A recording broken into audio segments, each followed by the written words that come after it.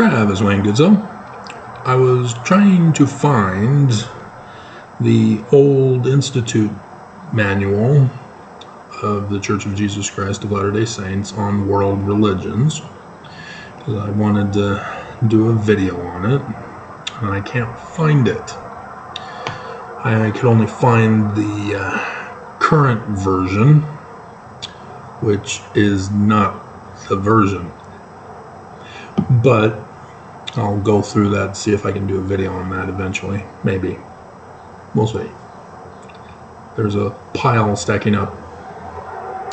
And in the process of looking for it, I found Oliver Cowdery's March 3rd, 1839 publication. It's just 12 pages, a little pamphlet called Defense. It's unclear if I already have it. My files are so great, and didn't think when I started to organize them as now I wish I would have organized them, so that I'd be able to easily find things and know what I have left to get. It's just a big jumbled pile of digital files. And so I made sure to get it anyway. And if I have duplicates, at least I made sure I got it. This is a year later, when Oliver Cowdery had had enough of Joseph Smith and his buddying up with Sidney Rigdon. I'm taking my Urim and Thummim and going home. He had had enough, because Joseph Smith was listening to Sidney Rigdon as to the direction for the church, or Sidney Rigdon was willing to go in the direction that Joseph Smith was wanting to go in, whereas Oliver Cowdery was not happy with the direction that it was going in. And I have seen other critics cover this, but other critics miss out on some very key stuff. Naughty, naughty guys. Shame on you. You are not looking at the big picture. One thing I noticed was that he only refers to Jesus once, and it's at the end. And he doesn't say Jesus Christ. And it's very important to catch. See, there are people who believe that Sidney Rigdon was the major author of the Book of Mormon. And in order to write the Book of Mormon, he would have needed to have had a scribe to assist him in writing it down. And we know that Oliver Cowdery was used as a backup scribe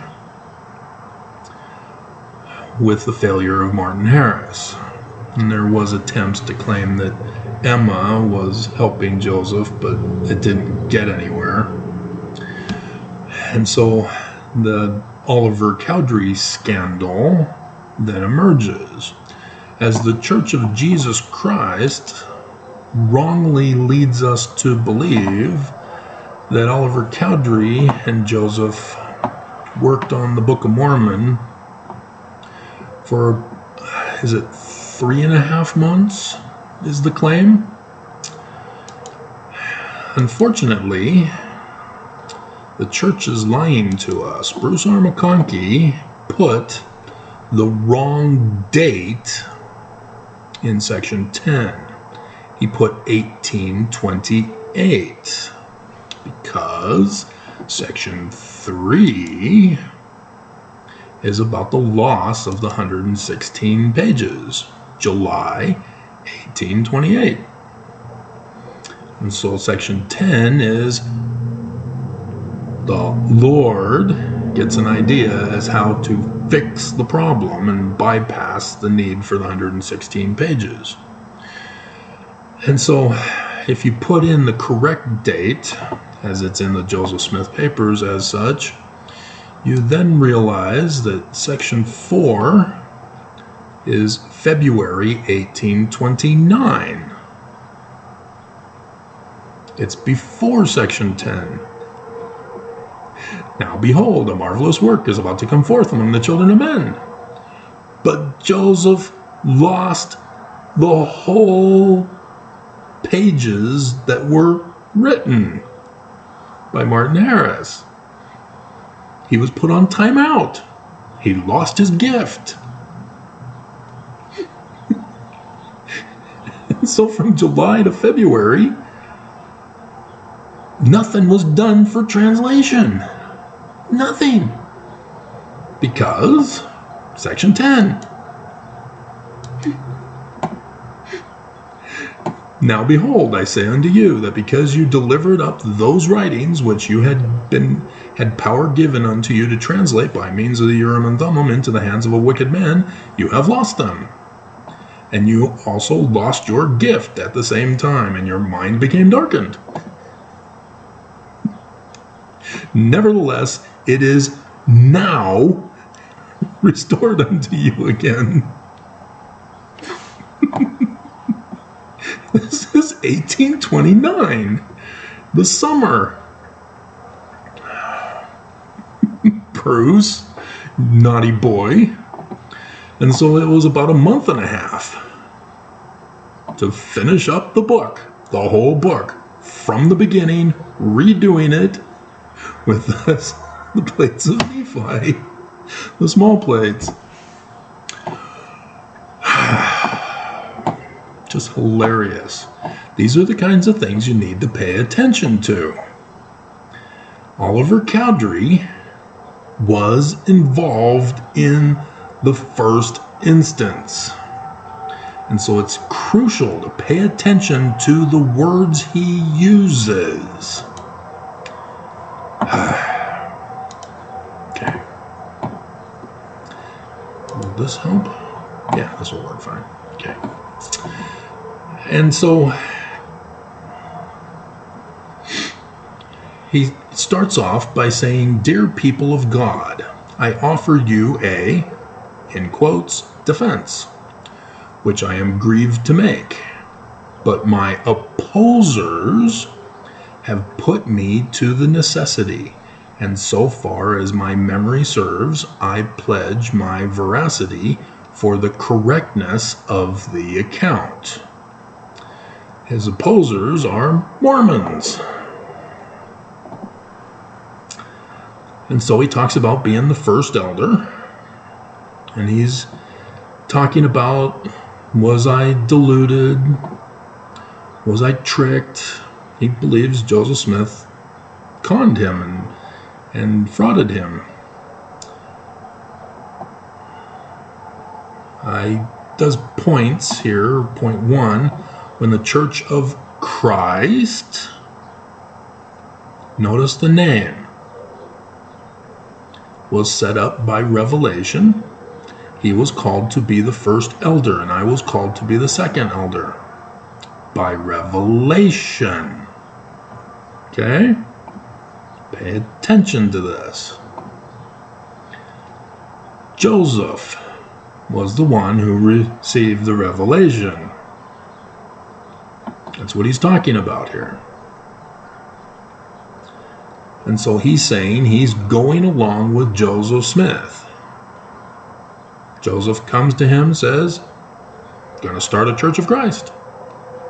Revelation. Okay. Great. I'm the second elder. All right. And then point 2. But I certainly followed him too far when accepting and reiterating that none had authority from God to administer the ordinances of the gospel, as I had then forgotten that John, the beloved disciple, was tarrying on the earth and exempt from death. He believed that, did he? Oops. which is interesting when you learn of the New Israelites in Vermont, which his father was involved with, as they lived pretty much right next door. There was a little road they had to get to the next town to attend his meetings as often as occasion would permit. If no Mormon knows the manner of speech that I just used, shame on you. Ex-Mormons, yeah, because they're apostate whores.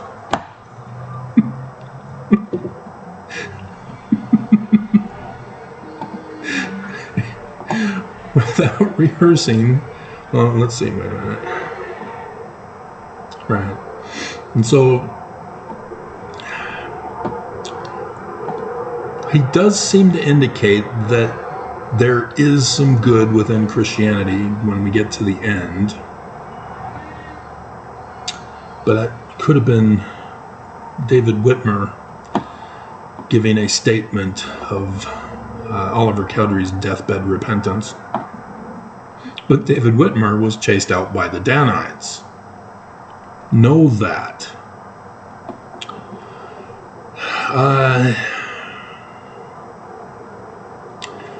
Without rehearsing too many things that have caused me to lose my faith in Brother Joseph's seership, I regard his frequent predictions that he himself shall tarry on the earth till Christ shall come in glory. Now, who's Joseph Smith's Christ? Give you a hint. Not Jesus. Learning of the Jews.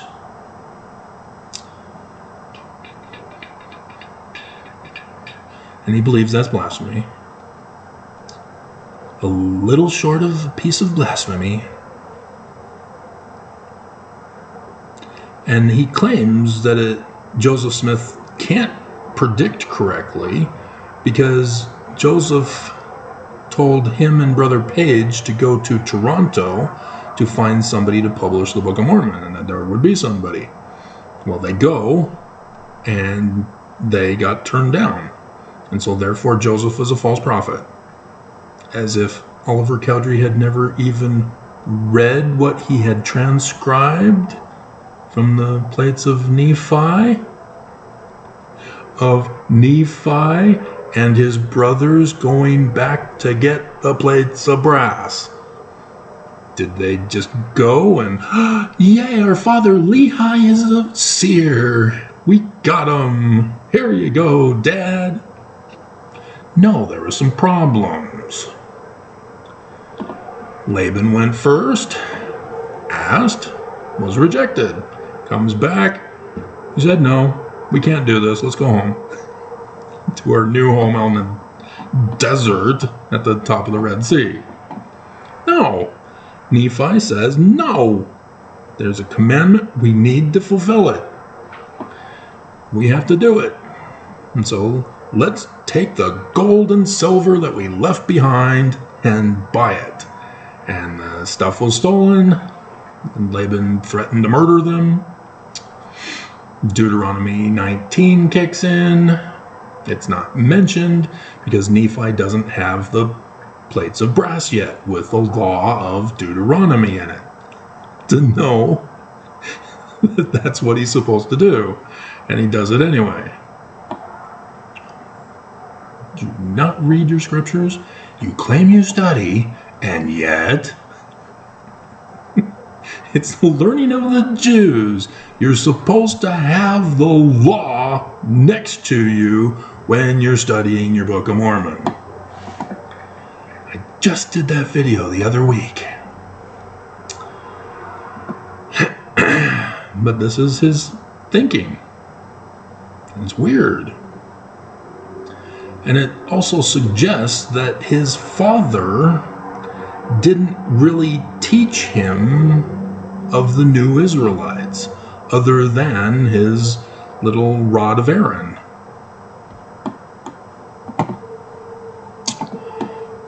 Just like Joseph was taught rocks in a hat from his father, who also was involved in the New Israelites. And so that shows that it was about little kids' games for this. And they didn't fully understand the history of it, because Joseph wasn't even born yet, and Oliver Cowdery, wasn't he born at the time of Hiram? Cowdery. Nope, he's 1 year younger than Joseph. October 3rd, 1806. So yeah, still, he was born after the New Israelites. And so his father at least taught him the little kids game of the rod of Aaron. Dividing rod. These are things you got to pay attention to. Got to have separate files when you're doing research so that you can establish patterns and find anomalies and then develop a theory, sound arguments that can be tested for confirmation. Establish confirmation in triplicate at least, and you've established a fact. It's Fast 9, where they were out in space and they're talking about it.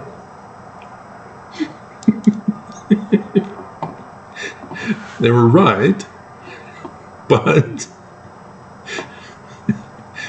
the movie was fiction about them in space. Hilarious.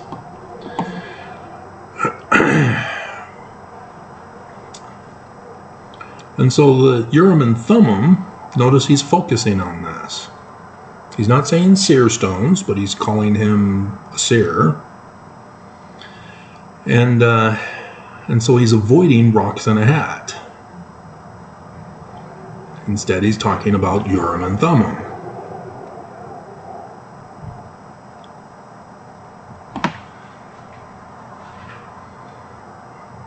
And so he thinks that the Urim and Thummim was used to get revelation for the Book of Mormon. Thus, the Church of Jesus Christ of Latter-day Saints says Joseph Smith was not a translator, he was a revelator. And they show us a rock that is all nicely polished. Claim that was the one and only rock that Joseph used in his hat, which that source came from Martin Harris. He's not talking about the rock in a hat. They both had parents, fathers, who were in the New Israelites. That's where they learned it from. He doesn't talk about his rod of Aaron. He only talks about Joseph. This is important.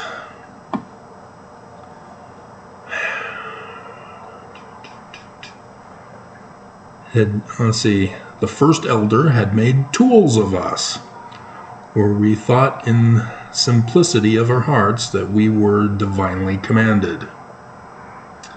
And so, yeah, because they couldn't get a publisher in Toronto, he now is looking back, claiming that Joseph Smith is a fraud with his revelations.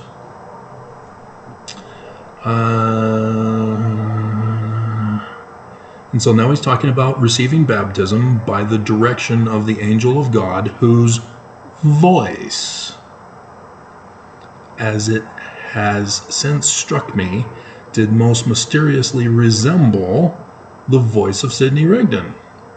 Again, revelation, not an actual physical appearance of John the Baptist. Okay? Who I am sure had no part in the transactions of that day. Just see what he's doing there. He knows Sidney Rigdon's the major author of the Book of Mormon. Linguistic science confirms this as fact, except that the theorists, using unsound reasoning, claim Sidney Rigdon is the major author for the purpose of deceiving people. and they purposely remove factual evidence that needs to be included for their conclusion, and thus it's unsound. And so therefore Sandra Tanner doesn't believe the theory that Sidney Rigdon is the major author because of the knuckleheads that created that ridiculous claim. But no, it is established fact. Sidney Rigdon is the major author. Oliver Cowdery is involved in this organization, the founding of it. And so you need to be able to develop a theory to explain and have it tested for confirmation. Now, if you've been watching my videos all these years, you know I already know the answers. That's why I'm able to look at this and go, hey, pay attention here. Pay attention here. Notice how he said this. So don't think you know more than me and put a comment that exposes your stupidity.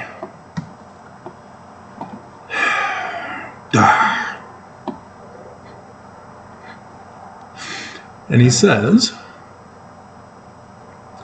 the angel was John the Baptist, which I doubt not and deny not.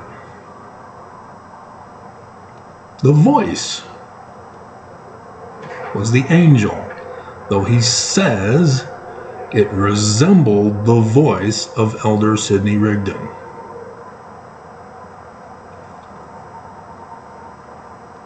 Why did he bring that up? What's the point?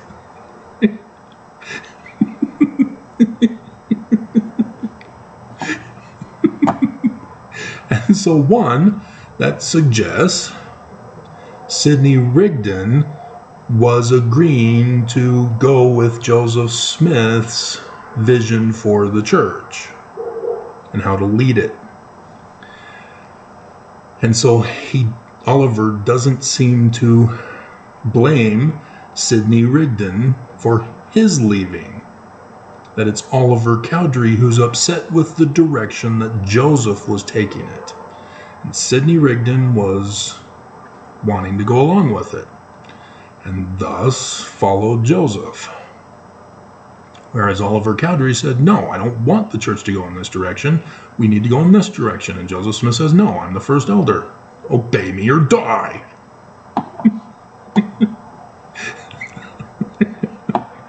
So Oliver leaves. Nope. Also notice, 1839, Oliver never in this defense accuses Joseph Smith of polygamy or having an affair with his handmaid, his housekeeper.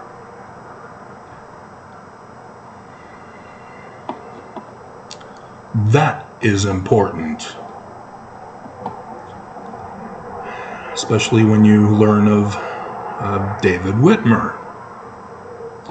When he writes his book, after he learns of section 132 being put in Brigham Young's scripture, Doctrine and Covenants, in 1867, which apparently was 17 years after Oliver Cowdery was dead.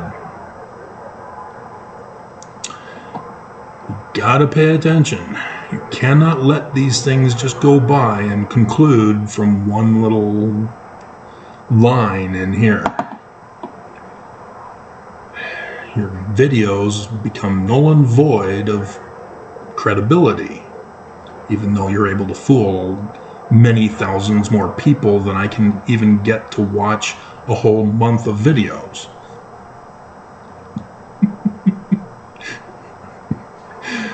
Alright, and so he talks about Elder Rigdon again. When I afterward first heard Elder Rigdon, whose voice is so strikingly similar, I felt that this dear brother was to be in some sense to me unknown, the herald of this church as the great Baptist was of Christ. See what he did there? Uh-huh. He's praising Sidney Rigdon, but not exposing Sidney Rigdon, not condemning Sidney Rigdon.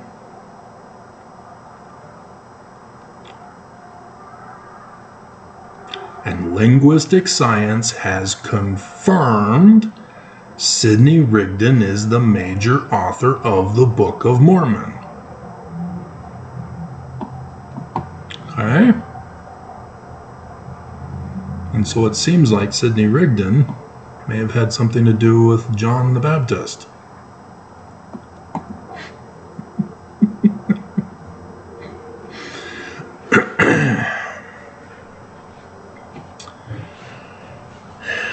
So here we go. Here's what critics miss. 4. I never dreamed, however, that he, Joseph Smith, Sidney Rigdon still, that Sidney Rigdon would influence the prophet, seer, and revelator to the Church of Latter-day Saints into the formation of a secret band at Far West.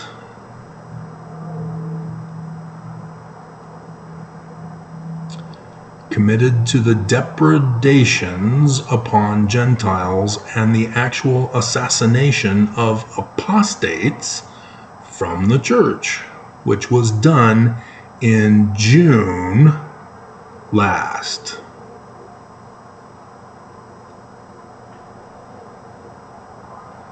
And was only one of many wrong steps.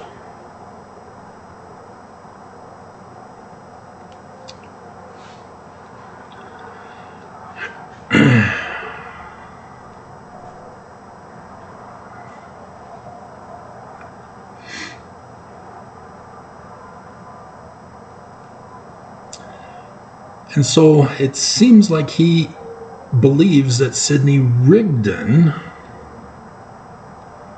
turned Joseph Smith to be the leader of the Danites. He apparently was unaware of Sidney Rigdon's salt sermon condemning the Danites. He's been given misinformation. Because who are the Danites? Oliver Cowdery's confirming the Danites are in the church. They chased out David Whitmer. They chased out Thomas B. Marsh. He is unaware of what's been going on. He's hearing rumors and only partial information, writing this. And so he thinks that Joseph Smith got turned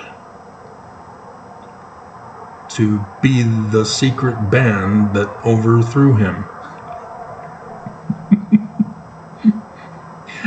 And yeah, there's much more to that would take a long time to fully go into the background of with Brigham Young and Heber C. Kimball.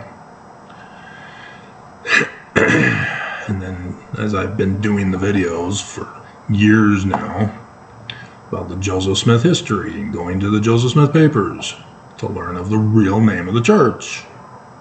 Okay? So understand, this is the Danites he's talking about here.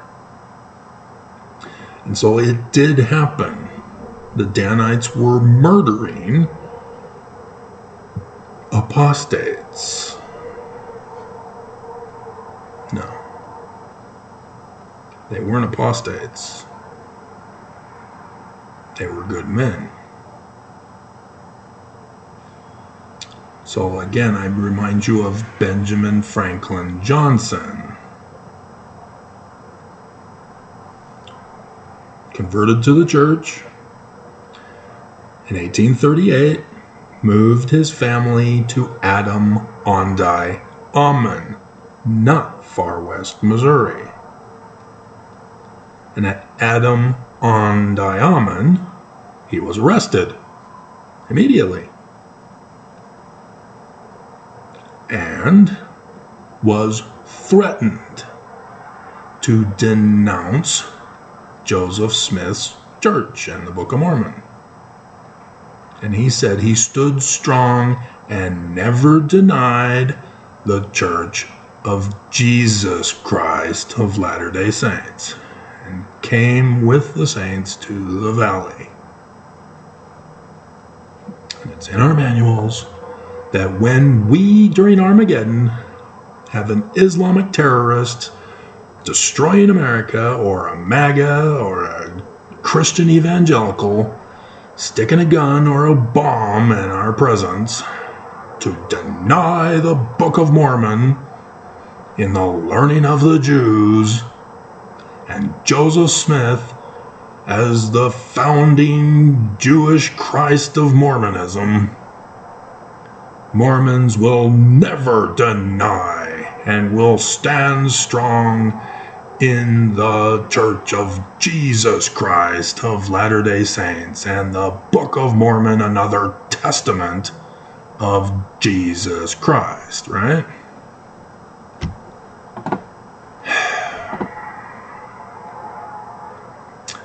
See, he thinks Joseph is the secret band leader. This one time at secret band camp,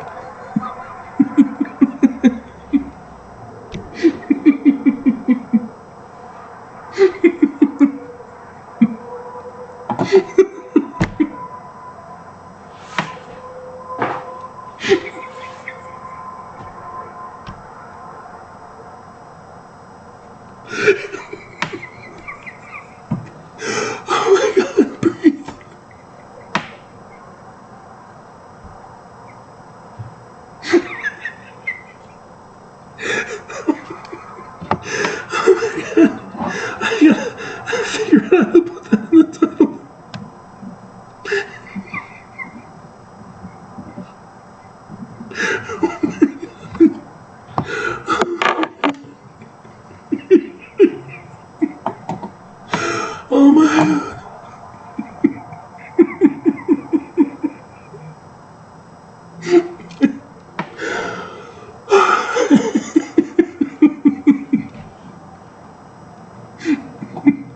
And you probably have no clue where I got that from, because you don't watch R-rated movies.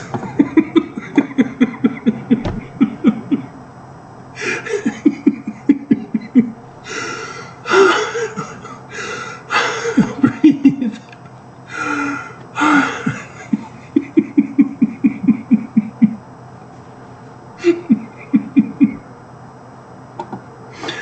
Oh my God.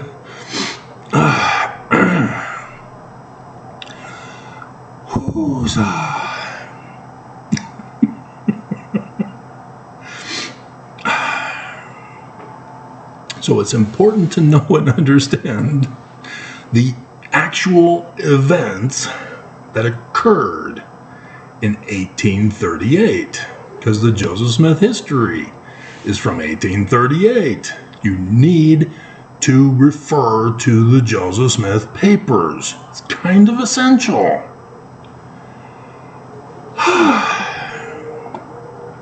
Because that history has been lied ever since from Brigham Young's church. Our missionaries go out, and I'm calling them home, which YouTube has shut down that video. Views have tanked, just shut right off, as I notice that when I'm not signed in, it cancels the thumbs ups, and it just, they're gone. I have to sign in to see how many thumbs up are on a video now. And I guess they're trying to trick people into putting a thumbs up or a thumbs down. I don't allow thumbs down to be shown. because that's abuse by YouTube. It shouldn't even have the thumbs up. But yeah, they really revamped things. But regardless, oh, that was funny.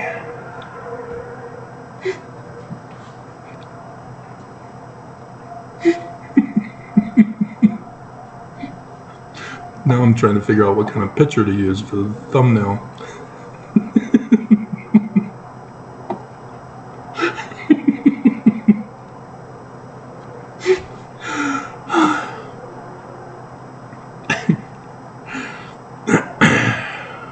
And so you need to know he was gone before it hit the fan. But that's when they saw their moment. He's gone. Let's get rid of the rest of them now. And David Whitmer was threatened by the Danites. And Sidney Rigdon came out and accused David Whitmer of being an apostate, not understanding that it was the Danites who chased him out.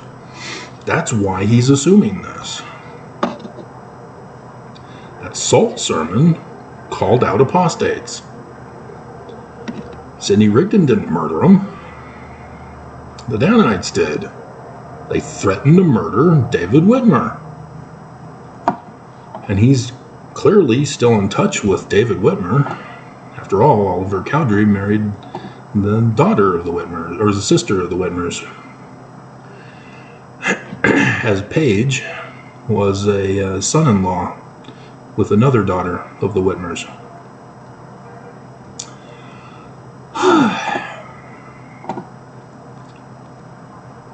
So, one last thing that caught my attention that I wanted to bring out for you.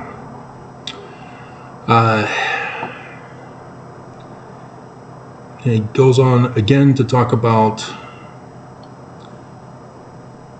translating the plates through the Urim and Thummim, but the plates are not inside at all. Okay?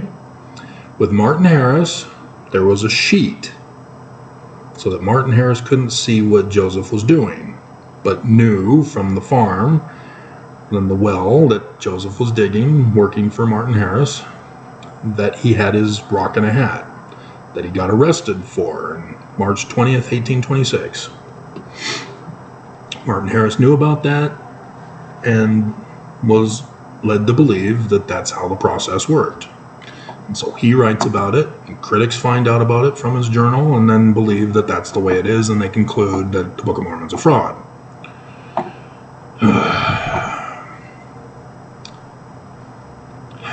Why don't people use science and logic? But anyway, Sidney Rigdon's the major author of the Book of Mormon. Factor that in. And they don't.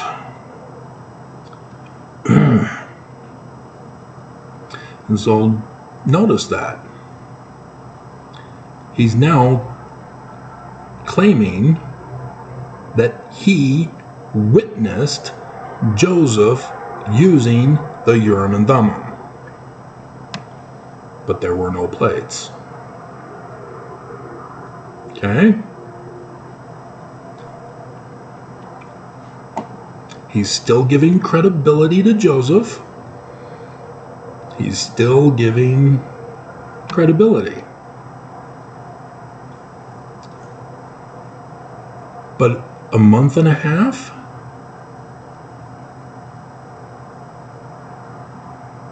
And he talks about Sidney Rigdon, who is, as matter of fact, the major author of the Book of Mormon, not the rewritten 116 pages. Who's that? I told you, it's Joseph Smith Sr.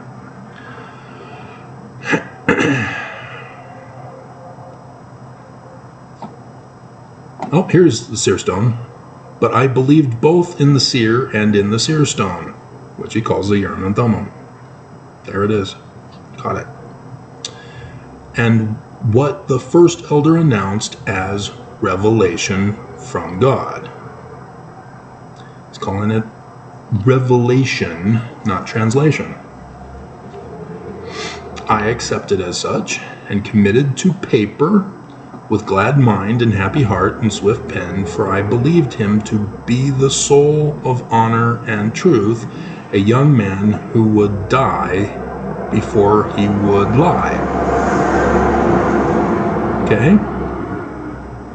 So he's not denying that he wrote from the words of Joseph Smith.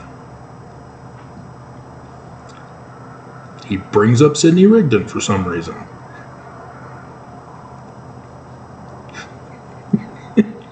Who, as a matter of fact, is the major author of the Book of Mormon.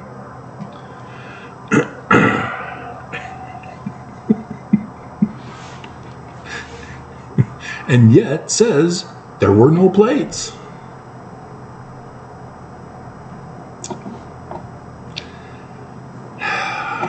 It's unclear as to whether William Cowdery was a Freemason of the York Rites, like Smith Sr. was. And it seems like Oliver Cowdery didn't know anything about Freemasonry by not acknowledging the plates, because that's where it comes from. Egyptian gold plates from the York Rites Freemasonry that have the Knights Templar with the lore of Egyptian gold plates, and America as the place for New Jerusalem, the new Temple of Solomon, Zion, and the bloodline of a human Christ, just like the learning of the Jews in America, in southern Illinois. And so it seems that Oliver Cowdery doesn't know any of that. That's important. And it seems that he doesn't know of Senior's involvement in rewriting the 116 pages, believing that it must have been Sidney Rigdon that rewrote them. That's important. So they were even keeping certain information away from Oliver Cowdery. That's important. As the trash man is back again next door at the doggy pound. I looked online for their website. It's a jail. It's doggy jail. They've got individual cells where they hose them down. Oh my God. It's not a dog park. It's a jail. It's where bad dogs go. No wonder they're barking all the time.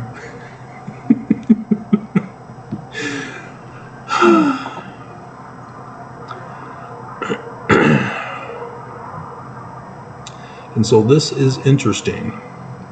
And it seems that, well, no, he knew about Sidney Rigdon.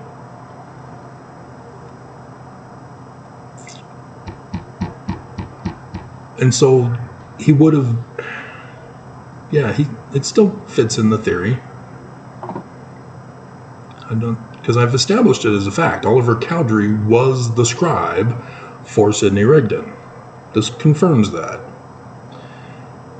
further beyond the established fact. And so he's now transferring it to Junior, who had nothing to do with the composition of the Book of Mormon. And so that is interesting. How he's diverting away from Sidney Rigdon, knowing he's the major author of the Book of Mormon, but being left out of other information. And it's important that nobody knows. And in 1834, Mormonism Unveiled was published, exposing Sidney Rigdon as the author, having stolen from a dead guy Solomon Spaulding's manuscript found.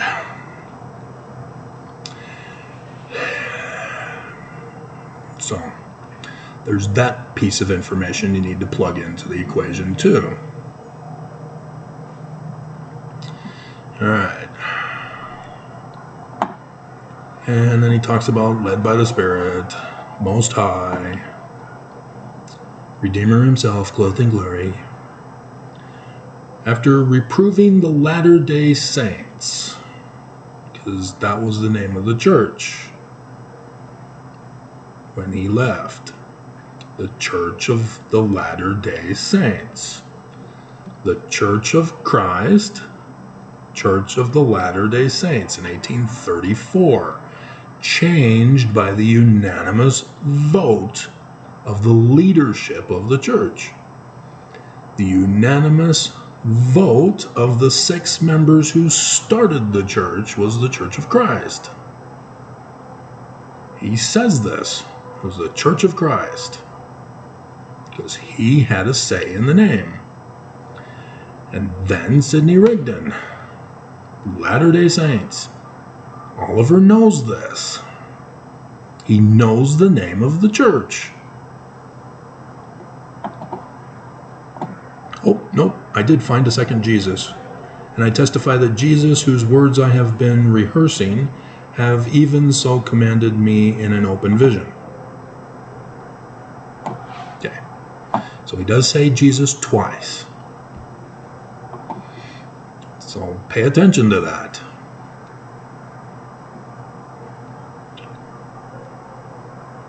I hope I didn't pass it. Hope it wasn't back with the Danites. I didn't read it.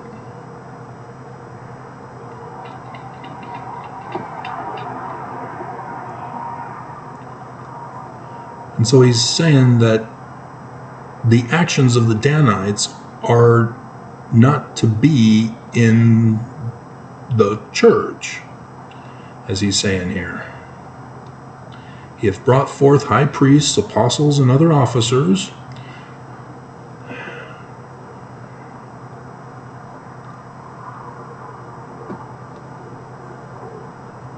are not in my church, and some of the deeds wrought shame to my heritage by the shedding of blood. Talking about the murders of the Danites. He walketh in vain imaginations of his heart. Great work of God to hypocrites.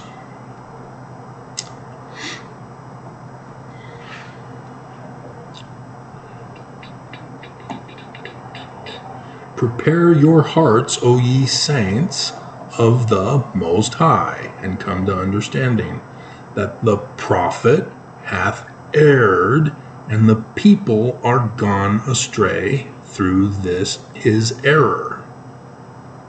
This is his accusation, that Joseph Smith, by becoming a Danite,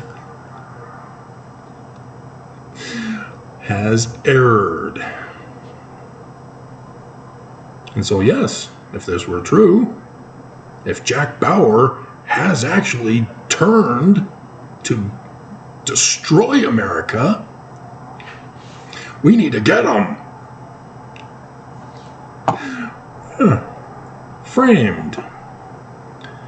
And so yes, over and over and over again, people hear the rumors and they blame Jack Bauer and don't want to let him save America, and by causing problems and causing delays and tampering with Jack Bauer's work, they get America into deeper trouble, that Jack now has to save them from that. All because they don't believe in him. They don't trust him. They don't like him. He's not obeying them. He's going against policy and procedures. And now he's sick with the virus, and only the stem cells from his daughter will save him after all he's done, and nobody believes him. And Tony is turned on them too. But yeah, there's a reason. I have associative memory. I can make the connections. Oliver Cowdery fell for it. He heard the rumors, believed them, and is now accusing Joseph of having fallen, when it was Brigham Young the whole time.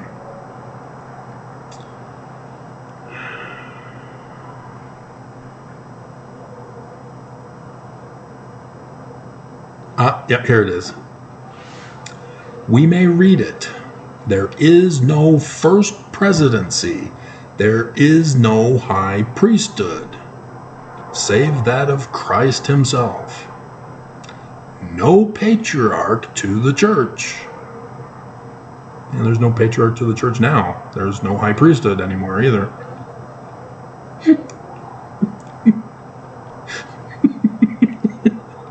But he's referring to section 101, or 121, sorry, in which Joseph Smith is in Liberty Jail. Amen to the priesthood for being corrupt. Amen to the authority of that man. Oliver knows that doctrine and didn't know that Joseph Smith had written it already in Liberty Jail, because it had yet to be published.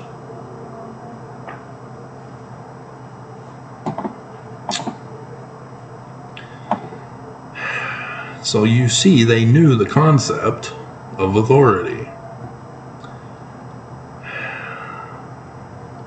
The first elder hath departed from God in giving us these things. And here it is, the bombshell. Are there anybody still listening? Here's the bombshell, guys. You got distracted with the secret band camp thumbnail picture and are going, what does this have to do with the picture?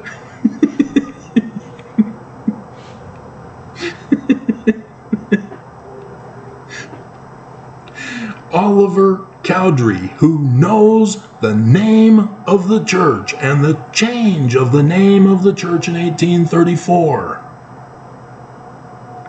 says in condemnation to Joseph, he has lost his authority because he's now a Danite. And in changing the name of the church. To what?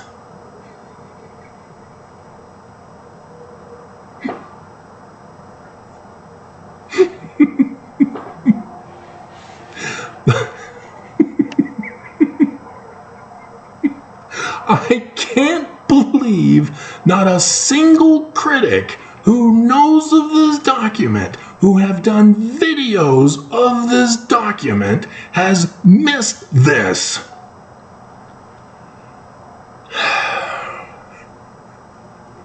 Of the church. That the Danites in 1838 and even earlier were converting Mormons, telling them the wrong name of the church, telling them that the Book of Mormon is not the learning of the Jews, but another testament of Jesus Christ, the new name of the church. They forged documents claiming to be by Joseph. Section 115. Nelson spoke it over the pulpit of conference. Jesus is now angry with the name of Joseph's church. Don't use that nickname. Jesus is offended with Joseph's name of Joseph's church, the Church of the Latter-day Saints, LDS Church.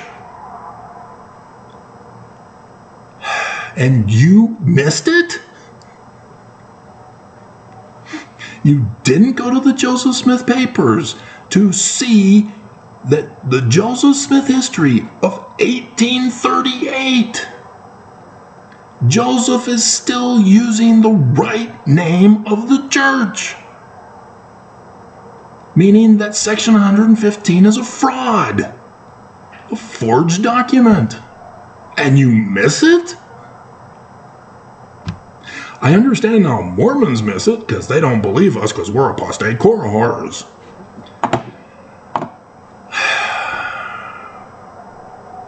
Oliver Cowdery knows the name of the church cannot be changed unless full agreement by the leadership of the church. And it's not supposed to be Jesus Christ Church. Even though he says Jesus twice. He knows Jesus, and he says Joseph Smith has erred for naming it the Church of Jesus Christ of Latter-day Saints. And you missed this? Oh, the misery.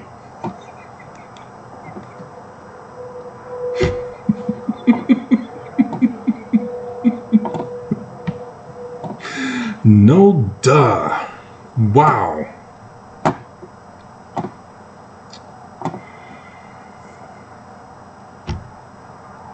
You know, it's one thing that I've established it as a fact, and have been doing videos all this time, trying to help you understand the name of this church is not Joseph's.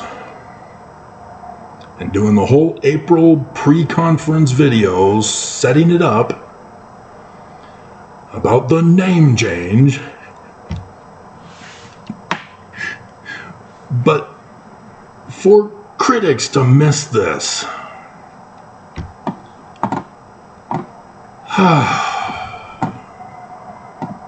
so there you have it, an hour.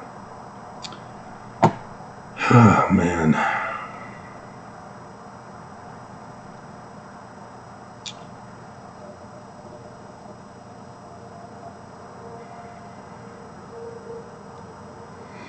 Yeah, this is how he believes Joseph Smith was because of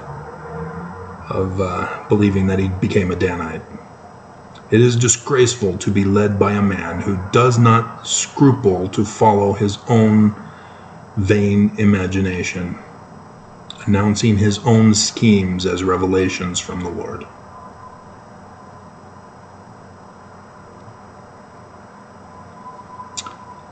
And it's Brigham Young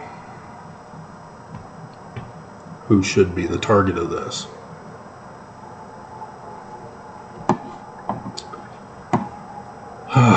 Brigham Young, the damage he did, and I cannot expose him